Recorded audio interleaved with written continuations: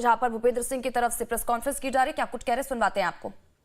और हताशा और निराशा है समाजवादी पार्टी आज की उनकी हरकतों से जिस समझा जा सकता है। इस प्रकार से उपचुनाव में करारी हार मिली है। ये जख्म इतना गहरा है कि समाजवादी पार्टी और उसके नेता निश्चित रूप से आज परेशान है। और सुबह ही होते हुए आज उन्होंने जिस प्रकार से जनता को बहकाने और भटकाने का एक नया सिलसिला छोड़ने का काम किया। कुंदरकी में 1,70,371 लोगों ने कमल का बटन दबाया है और भारतीय जनता पार्टी के प्रत्याशी रामवीर सिंह जी ने 1,44,791 वोटों से समाजवादी पार्टी को धराशायी करने का काम किया।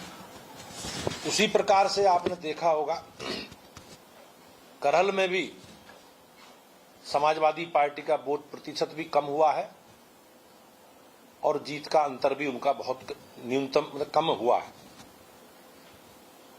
2 साल पहले जो 67,000 वोटों से जीते थे, आज उनकी केवल हार जीत का अंतर 14,000 मात्र रह गया है।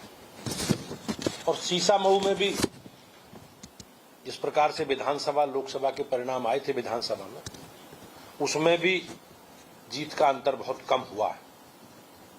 3 दशक बाद एक बार हम कटहरी की सीट जीते हैं और कटहरी की महान जनता ने भारतीय जनता पार्टी पर भरोसा जताया है। मीरापुर, खैर, गाजियाबाद, मजबा, फूलपुर, सब जगह एक जैसा ही जनादेश है। कहां कहां से एफिडेविट इकट्ठा करेंगे, कहां कहां से लोगों को गुमराह करेंगे। कुंदरकी में 1.5 लाख से ज्यादा का अंतर है। किस किट एफिडेविट लाएंगे और अखिलेश यादव कब तक जनता को बरगलाने का काम करेंगे। ये सच्चाई है कि उपचुनाव में दुराचारियों को संरक्षण देने वाली समाजवादी पार्टी की राजनीति पर दुकान आज बंद होने के कगार पर है और नकारात्मक राजनीति करने वाले लोगों को जनता ने नकारने का काम किया है। कन्नौज का नवाब ब्रांड दुष्कर्मी हो या अयोध्या को कलंकित करने वाले मोइन खान या गाजियाबाद में जज गरिमा पर हमले करने वाले सपाई हो या हरदोई का हत्यारा सपाई नेता, इनके चरित्र को सब लोग जानते हैं।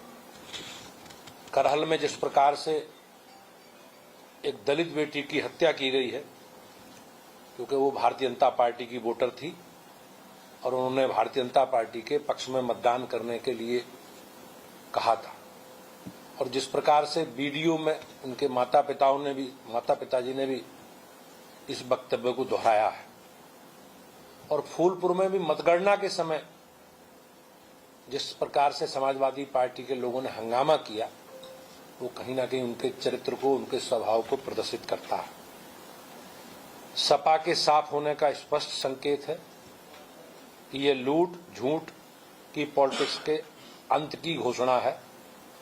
मतपेटियां लूटकर सरकार बनाने वालों को उत्तर प्रदेश की जनता ने नकार दिया है और मैं अपने सभी उत्तर प्रदेश के इन विधानसभा निर्वाचन क्षेत्र के सभी सम्मानित मतदाता भाइयों बहनों का और पुलिस प्रशासन का, इलेक्शन कमीशन की पूरी टीम का और भारतीय जनता पार्टी के सभी कार्यकर्ताओं ने जिन्होंने पूरी मेहनत करके इस चुनाव को संपन्न कराया, एक लोकतंत्र के इस महापर्व में हम सब लोगों ने हिस्सा लिया, मैं उनका अभिनंदन करता हूं। और समाजवादी पार्टी ने जिस प्रकार से और कांग्रेस पार्टी ने जिस प्रकार से लोकसभा चुनाव में निगेटिव एजेंडे का प्रचार करके लोगों को गुमराह करने का काम किया था, मैं उसमें यही कह सकता हूं कि काट की हांडी बार बार नहीं चढ़ती और इनका चरित्र अब जनता के सामने है। और जिस प्रकार से संभल से घटनाएं हुई हैं और जिस प्रकार का वातावरण समाजवादी पार्टी बना रही है, लोगों को उकसाने का काम कर रही है, उसमें हम सब लोगों को समाजवादी पार्टी का चरित्र समझना चाहिए। ऐसा मेरा आप सब लोगों से निवेदन है। धन्यवाद।